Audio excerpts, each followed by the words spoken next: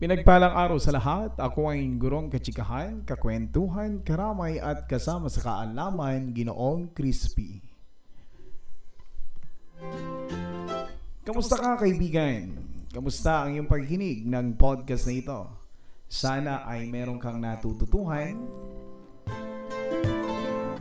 Sana ay habang nakikinig ka ay na-enjoy mo rin. Salamat din sa mga tapat mong komento sa podcast na ito.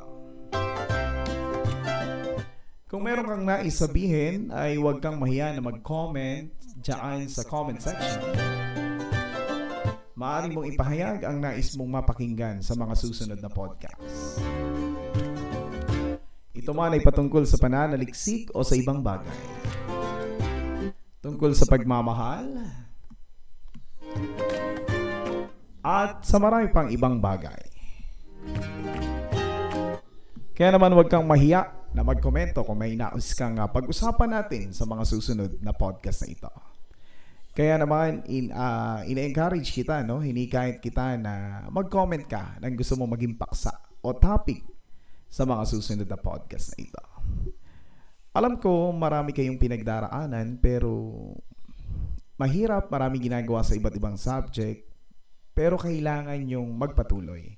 Huwag kayong hihinto. Nasa panahon kayo ng pagtatanim. Darating din ang panahon na aani kayo. O, paano ba niyan, kaibigan? Inaasahan ko na magko-komento ka. At magkita-kita tayo muli dito lang sa Crispy Talks. Na nagpapaalala, huwag nating hahayaan na lilipas ang ating araw na wala tayong matututuhan.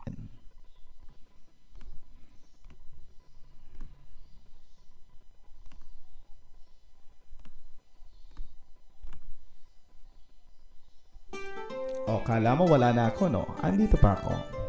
Alright, muli ito ang inyong gurong kachikahan, kakwentuhan, karamay at kasama sa kaalaman, Ginoong Crispy.